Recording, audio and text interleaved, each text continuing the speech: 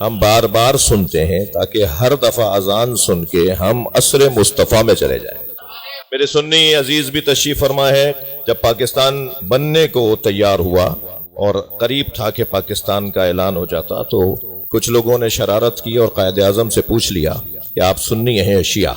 اور اگر قائد اعظم کہہ دیتے کہ میں شیعہ ہوں تو کیا پاکستان بن جاتا؟ اور اگر قائد اعظم کہہ دیتے کہ میں سنی ہوں تو شاید بن جاتا، جیسے بن گیا۔ تو قائد اعظم سے تو بڑا سیاستدان ہی شاید کوئی آئے گا۔ تو قائد اعظم نے بے ساختہ فرمایا میں عصر مصطفیٰ کا مسلمان ہوں۔ صلوات پڑھے ذرا محمد و آل محمد۔ تو در حقیقت یہ نمازیں، یہ مجلسیں، یہ حج، یہ عمرہ، یہ زکوٰۃ، یہ تمام عبادات ہمیں عصر مصطفیٰ میں پلٹانے کا بہترین ذریعہ ہے۔ اس وقت بھی ہم مجلس میں جو بیٹھے ہیں تو کیونکہ قرآن کی بات ہوگی، ابھی مجھ سے پہلے اہل بیت کا تذکرہ، میں بھی ابھی اہل بیت کا تذکرہ کر رہا ہوں، تو ہم جتنی دیر تک یہ ذکر کرتے رہیں گے اتنی دیر تک ہم عصر نبی میں لوٹ آئیں گے۔ تو ہمیں بار بار عصر مصطفیٰ میں لوٹنے کی ضرورت ہے۔ وجہ یہ ہے کہ انسان میں اللہ نے دو کمزوریاں رکھی ہیں، اس کی ساخت میں دو کمزوریاں رکھی ہیں، اس کے وجود میں دو کمزوریوں کو اس کا کمال بنایا ہے، اس کی ضرورت بنایا ہے۔ ہر کمزوری نقص نہیں ہے، عیب نہیں ہے جی۔ یہ کچھ کمزوریاں، مثلا خلق الانسان ضعیفا، اللہ نے ایک کمزوری انسان کے اندر یہ رکھی ہے کہ اسے ضعیف بنایا ہے۔ جب یہ ضعیف ہوگا تو تبھی تو کسی کا محتاج بنے گا۔ اگر اسے قدرت مند بنا دیا ہوتا، اس کے پاس ساری طاقتیں ہوتی تو یہ کسی کا محتاج ہی نہ ہوتا۔ یہ دوسرے کا محتاج ہو رہا ہے، اسی کو وسیلہ کہا جاتا ہے۔ ایک صلوات پڑھے ذرا محمد و آل محمد۔ بہت جلدی میری کیفیت کو آپ خاص طور پہ جو مائک پر آتے ہیں اور مقررین ہیں وہ میری کیفیت کو محسوس کریں کہ میں کس مشکل میں ہوں، کہ مجھے اپنے دوستوں سے وعدہ بھی پورا کرنا ہے اور بات بھی مکمل کرنی ہے۔ تو سب سے پہلا عنوان تو یہ کہ انسان کمزور خلق کیا گیا ہے، یہ ضعیف بنایا گیا ہے۔ جب یہ ضعیف بنایا گیا ہے تو اسے دوسرے کی ضرورت ہے، اور جب یہ دوسرے کی ضرورت کو محسوس کرتا ہے تو دوسرا بھی تو ضعیف ہے نا، اسے اس کی ضرورت ہے۔ تو یہ جو ایک دوسرے کی ضرورتوں کو پورا کرنے کا عمل ہے اسے تعاون کہتے ہیں۔ یعنی ہم بغیر تعاون کے دنیا، ہم کیا پوری دنیا تعاون پہ چل رہی ہے، یہ پوری کائنات تعاون پہ چل رہی ہے۔ سورج تعاون کر رہا ہے فصلوں کے لیے، فصلیں تعاون کر رہے ہیں حیوانات کے لیے، حیوانات ہمارے ساتھ تعاون کر رہے ہیں۔ یہ ایک پورا ایک گویا ایک مسلسل ایک پے در پے ایک حلقہ ہے، ایک زنجیر ہے جس کے حلقے ایک دوسرے کے ساتھ جڑے ہوئے ہیں۔ یہ ساری کائنات تعاون کی بنیاد پر چل رہی ہے۔ البتہ اللہ نے تعاون ہی نہیں بلکہ ہر فطری مسئلے کو لگام دینے کے لیے جو نظام بنایا ہے اسے شریعت کہتے ہیں۔ پیاس فطرت ہے، بھوک فطرت ہے، جنسی تسکین فطرت ہے، یہ اللہ نے چیزیں دے کر بھیجی ہیں نا۔ تو ان ساری تسکینوں کو، ان ساری ضرورتوں کو لگام دینا شریعت کا کام۔ پیاس لگ رہی ہے تو جو چاہے پی لیں، بھوک لگ رہی ہے تو جو چاہے کھا جائیں، جنسی طلب اگر انسان کی فطرت ہے تو جہاں جا کر منہ کالا کر لے۔ صلوات پڑھے گا محمد و آل محمد۔ یہ سب فطری مسئلے ہیں، ان سارے فطری مسئلوں کو جو چیز لگام دیتی ہے اسے شریعت کہا جاتا ہے۔ تو ہمیں کمزور بنایا ہے، ہماری ضرورت ہے کہ دوسرے کے ساتھ ہم تعاون لیں بھی اور تعاون دیں بھی۔ تو اس نے جو لگام ڈالی ہے تعاون کے عنوان میں، وہاں اعلان فرمایا کہ تعاونوا علی البر والتقوی، تم ایک دوسرے کے ساتھ مدد کرو مگر مدد کرنے کی لگام ہے تقوی۔ خبردار نیکیوں میں ایک دوسرے کے ساتھ مدد کرنا، دوستیاں بھی ہوں تو وہ نیکی کی بنیاد پر ہو، اگر تعاون بھی ہو تو وہ تقوی کی بنیاد پر ہو۔ یہ ہمارے لیے اللہ نے اس مسئلے کا حل عطا کیا۔ دوسری کمزوری ہمارے اندر یہ ہے، ایک ایصال ثواب کی مجلس ہے، ایک جانے والے کی وجہ سے اگر 1000 رہنے والوں کا اچھا انتظام ہو جائے تو اسی کو ایصال ثواب کہتے ہیں۔ اگر اس مجلس میں یہ بچہ، یہ جوان اگر کوئی چیز اپنے پلے سے باندھ کے چلا جائے اور اس کے رویے بدل جائیں، اس کے طریقے بدل جائیں، اگر یہ اچھا مسلمان بن جائے، یہ اچھا انسان بن جائے، تو پھر جب تک اس کی انسانیت باقی رہے گی امیر علی شاہ کے نامہ عمل میں اضافہ ہوتا رہے گا۔ کہاں گئے تھے بھائی، کہاں سے سن کر آئے تھے، یہ میں کیسے بدل گیا، کیا ہوا؟ کا صاحب ایک صاحب آئے ہوئے تھے، جانتے تو نہیں تھے ہم کون تھے، مگر بات کو ایک اچھی کر گئے تھے۔ تو وہ جو اچھی بات لے لی انسان نے، وہ اس کی زندگی کا حصہ بنے گی اور وہ اس طرح سے بہتر ہوتا چلا جائے گا۔ دوسرا عنوان جو انسان کے اندر کمزوری کا ہے وہ ہے بھولنا۔ یہ نسیان کے خاندان کا انسان ہے۔ انسان جہاں انس کے خاندان کا لفظ ہے، یہ انس، یہ مدنی الطبع، یہ شہری حیوان ہے، معاف کیجئے گا، یہ منطقی زبان میں جو کچھ کہا گیا ہے، یہ شہری حیوان ہے، یہ معاشرے میں رہنا چاہتا ہے، یہ تنہائی پسند نہیں ہے۔ تو کیونکہ یہ تنہائی پسند نہیں ہے، اس لیے یہ انسان ہے، اس لیے یہ تنہائی پسند نہیں، اس کے وجود میں انس پایا جاتا ہے، ایک دوسرے سے جلدی مانوس ہو جاتا ہے، ایک دوسرے سے پیار کرنے لگ جاتا ہے۔ ایک تو یہ سبب ہے انسان کے لفظ کا کہ وہ انس کے خاندان کا لفظ ہے، اس لیے اسے انسان کہا گیا ہے، اور دوسرا عنوان حضور اس کا یہ ہے کہ یہ نسیان کے خاندان کا لفظ ہے، یعنی اس کے وجود میں ہے کہ یہ بھول جاتا ہے۔ بھئی یہ بھول جاتا ہے، بتا دیجئے، آپ ہی بتا دیجئے 4 دن پہلے ناشتے میں کیا کھایا، بتا دیجئے، اتنے مصروف لوگ بیٹھے ہوئے، بتائیے آج صبح آپ کی جو ملاقاتیں ہوئی کیا کیا۔ یہ اگر آپ سیکٹری ساتھ نہ رکھیں، اگر یہ ڈائریاں ساتھ نہ رکھیں، اگر یہ یادداشت کرنے والے اپنے ساتھ افراد نہ رکھیں تو ہمارا تو ملک ہی نہ چل پائے جی، یہ کچھ بھی نہ ہو پائے، یہ ادارہ نہیں چل پائے گا اگر یادداشتوں کو نہیں رکھیں گے۔ یہ یادداشتیں کیوں رکھی جا رہی ہیں، یہ یادداشتوں کو کیوں عنوان دیا جا رہا ہے؟ کیونکہ انسان بھولنے کا عنوان رکھتا ہے، اس کے اندر ایک بھولنے کی کیفیت ہے۔ تو پروردگار عالم نے اس انسان کے لیے کہ جو بھول جاتا ہے، وہ قرآن مجید کے اندر ایک فارمولہ دیا، وَمَا أَنزَلْنَا عَلَيْكَ الْكِتَابَ إِلَّا لِتُبَيِّنَ لَهُمُ الَّذِينَ اخْتَلَفُوا فِيهِ۔ اے میرے حبیب، ہم نے یہ قرآن آپ پر اس لیے نازل کیا ہے تاکہ جو لوگ بھول جاتے ہیں، جو لوگ بھولنے سے لڑنے لگتے ہیں، جو بھول جانے پہ اختلاف کرنے لگتے ہیں، آپ ان کے آگے قرآن پڑھ کے سنا دیں، ان کی یہ کیفیت اصلاح پا جائے گی۔ صلوات پڑھ لیں ذرا نبی کی ذات پر۔ اب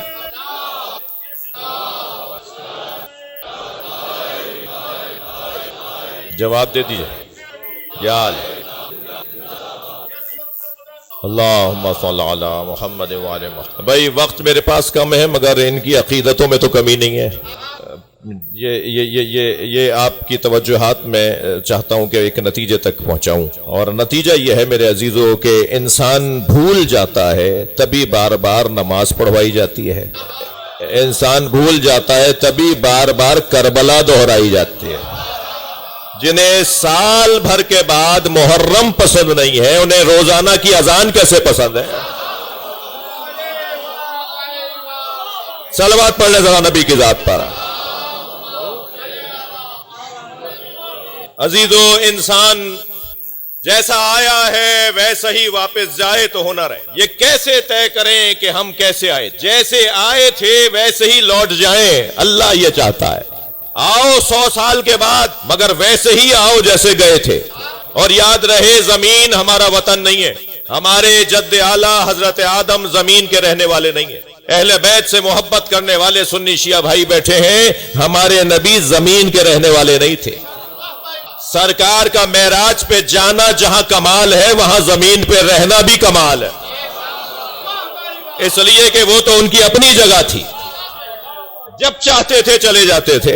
1 سے زیادہ دفعہ معراج ہے سرکار کی، بلکہ علامہ ہلی نے تو 100 سے زیادہ معراجیں لکھی ہیں کہ سرکار 100 سے زیادہ مرتبہ معراج پر گئے۔ جس معراج کا ذکر قرآن میں ہے وہ آفیشل سفر تھا، وہ سرکاری سفر تھا، وہ سارے پروٹوکول کے ساتھ، ساری تہذیب اور آداب کے ساتھ۔ علامہ ذیشان درجوادی اپنے 2 مصروں میں بڑے بہترین شاعر تھے، وہ فرماتے ہیں کہ ایک شب کا ذکر کیا ہے جانے والے عرش پر، ایک شب کا ذکر کیا ہے جانے والے عرش پر، تیری ساری زندگی معراج ہی معراج۔ تو ہمارے یہ بڑے جن سے ہمارا تعلق ہے، یہ زمین کے رہنے والے نہیں تھے، یہ کہیں اور سے آئے تھے، اور جہاں سے آئے تھے وہاں لوٹنا اور اپنے وطن کو یاد رکھنا بھی ہنر ہے۔ جیسے آئے تھے ویسے لوٹنا ہے۔ اب کیسے آئے تھے مجھے تو یاد نہیں ہوگا، اور میرے بزرگ بھی مجھے سہارا دیں کہ انہیں بھی یاد نہیں ہوگا، تو پھر کیا کریں کہ کیسے آئے تھے؟ کیسے یاد کریں کہ کیسے آئے تھے؟ کیسے جانیں کہ ہم کیسے آئے تھے؟ تو ہم یہ چھوٹے چھوٹے جو بچے ہیں ہمارے گھر کے اندر، انہیں دیکھ لیں، ہم ایسے ہی آئے تھے۔ اگر ہم نے ان بچوں کے مطابق ذرا غور کر لیا کہ یہ کیسے ہیں، تو ہم بھی ایسے ہی تھے۔ اب میرے مولا نبی فرماتے ہیں بچوں کی 5 خصلتیں مجھے پسند ہیں، میں چاہتا ہوں کہ بڑے بھی وہ اپنائیں۔ سب سے پہلی خصلت یہ ہے کہ یہ روتے زیادہ ہیں، انہم الباکون۔ سرکار کے الفاظ سنا دیتا ہوں نا تاکہ آپ کو حوالہ تلاش کرنے میں آسانی ہو جائے۔ انہم الباکون، نبی فرماتے ہیں یہ روتے زیادہ ہیں، مجھے اچھا لگتا ہے۔ نبی چاہتے یہ ہیں کہ یہ امت رونے والی بنے۔ مجھے نہیں معلوم کہ کس بزرگ نے رونے کو روکا ہے، مگر مجھے معلوم ہے اہل بیت نے ہمیں رونے پہ لگایا ہے۔ ہر امام معصوم نے چاہا ہے کہ ان کے چاہنے والے رونے والے بنے، اس لیے کہ جو روتا ہے نا اس کا دل نرم ہوتا ہے، اور جس کا دل نرم ہوتا ہے وہ کسی کا دل دکھاتا نہیں ہے۔ میں لفظوں کو اور بہتر کر لیتا ہوں، جو قوم رونے کی مشق کرتی ہو وہ کسی کو رلاتی نہیں ہے۔ میں پوری دنیا میں کوئی 50 سے زیادہ ممالک دیکھ چکا ہوں، اسی حلیے میں جاتا ہوں، آپ کا نوکر ہوں۔ پوری دنیا میں حسین پہ رونے والوں کی تصویر مسلمان ہونے کی حیثیت میں اوروں سے اچھی ہے۔ یہ کون لوگ ہیں؟ یہ پروفٹ محمد کے گھر والوں کو مانتے ہیں۔ یہ پروفٹ محمد کے گھر والوں کو جو مانتے ہیں وہ کہیں جا کے پھٹتے نہیں ہیں،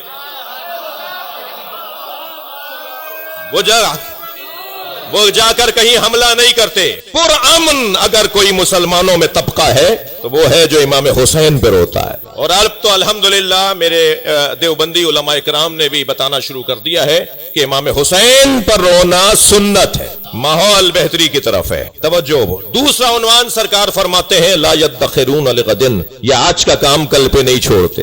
بچے آج کا کام کل پہ نہیں چھوڑتے، یہی چاہیے، ابھی چاہیے، آج ہی چاہیے۔ آپ کتنا ہی کہتے رہیں کل دلوا دیں گے، کہتے نہیں میں آج ہی چاہیے۔ یہ بڑوں کو پیغام ہے، جب طے کر لیا ہے یہ آج کا کام ہے تو اسے کل پہ کیوں چھوڑ رہے ہو؟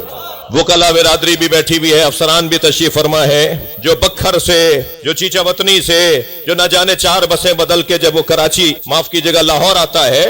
میں کراچی والوں کو زیادہ نصیحت کرتا ہوں تو میرے زبان پہ کراچی فوراً آ گیا۔ جب وہ 4 بسیں بدل کے لاہور آتا ہے اور یہ افسر صاحب کہہ دیتے ہیں ایک چھٹانک کی زبان ہلا کر کے کل آ جانا، تو کبھی سوچا ہے یہ کل کہاں ٹھہرے گا؟ کل تک کہاں رہے گا؟ اسے اتنا تو پوچھ لیتے کہ تم آئے کہاں سے ہو؟ بھائی آپ تو تنخواہ اس بات کی لے رہے ہیں کہ آپ اپنا کام کریں، اسے کل کیوں بلا رہے ہیں؟ میں چڑا نہیں بیٹھا ہوں، میں اپنا کام کر رہا ہوں۔ صلوات پڑھے ذرا محمد و آل محمد۔ نہیں عزیزو، آج کا کام کل پہ نہیں چھوڑنا، یہ نبی کا فرمان ہے۔ فرماتے تیسری صفت جو مجھے بچوں کی اچھی لگتی ہے، یجتمعون علی التراب، یہ مٹی پہ بیٹھ جاتے ہیں، یہ تکبر نہیں کرتے، انہیں جہاں جگہ ملتی ہے وہاں بیٹھ جاتے ہیں، یہ اپنی شخصیت کے قائل نہیں ہیں، یہ اپنی ذات کے اسیر نہیں ہیں۔ ماں اجلے سے کپڑے پہناتی ہے اور بچے مٹی میں اٹ کر واپس آ جاتے ہیں۔ بیٹا تمہیں تو میں نے ابھی سجایا سنوارا تھا، ابھی تو کپڑے پہنائے تھے۔ بچہ اپنے عمل سے بتاتا ہے اماں جہاں جگہ ملتی ہے بیٹھ جاتا ہوں، میں متکبر نہیں ہوں۔ چوتھی صفت سرکار فرما رہے ہیں، ہر ایک قول کی مکمل تشریح ہے مگر میں جلدی سے عرض کر رہا ہوں۔ چوتھی صفت سرکار فرماتے ہیں یعمرون ثم یخربون، یہ مٹی کے گھروندے کھلونے بناتے ہیں اور کھیلنے کے بعد لات مار کے توڑ دیتے ہیں۔ ممکن ہے کوئی صاحب کہیں کہ آج تو الیکٹرانک کھلونوں کا زمانہ ہے، آج تو سیلوں سے چلنے والا دور ہے جو کھلونے بنتے ہیں، تو عزیزو بچہ نہیں بدلا ہے، کھلونے بدلے۔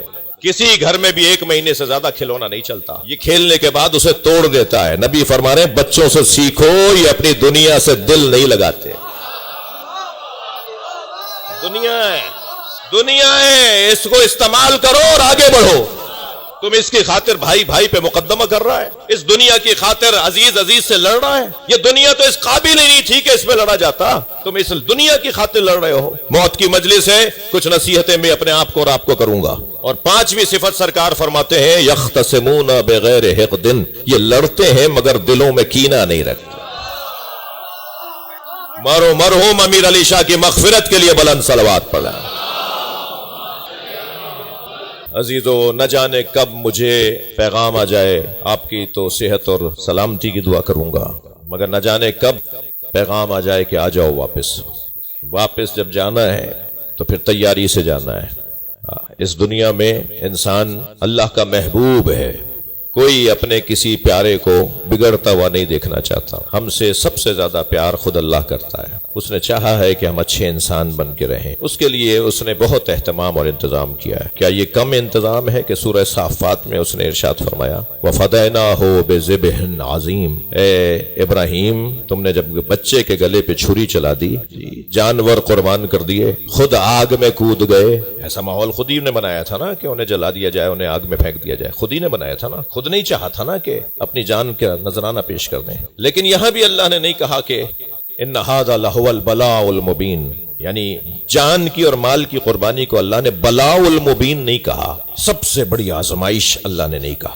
مگر جب کہا نا کہ اسماعیل کے گلے پہ چھری چلاؤ، اور حضرت ابراہیم نے چھری چلا دی اور کٹتا ہوا گلا محسوس کیا، اور جب پٹی آنکھوں سے کھول کر دیکھا تو دمبا ذبح ہو گیا تھا اور حضرت اسماعیل برابر میں کھڑے تھے۔ تو حضرت ابراہیم نے سوال کیا، یا اللہ میری قربانی قبول نہیں ہوئی؟ تو جواب آیا، وَفَدَيْنَاهُ بِذِبْحٍ عَظِيمٍ، ہم تم ہی سے بڑی قربانی لیں گے، مگر اس سے بڑی قربانی لیں گے، تمہاری نسل میں، تمہاری اولاد میں، تمہارے ہی خاندان سے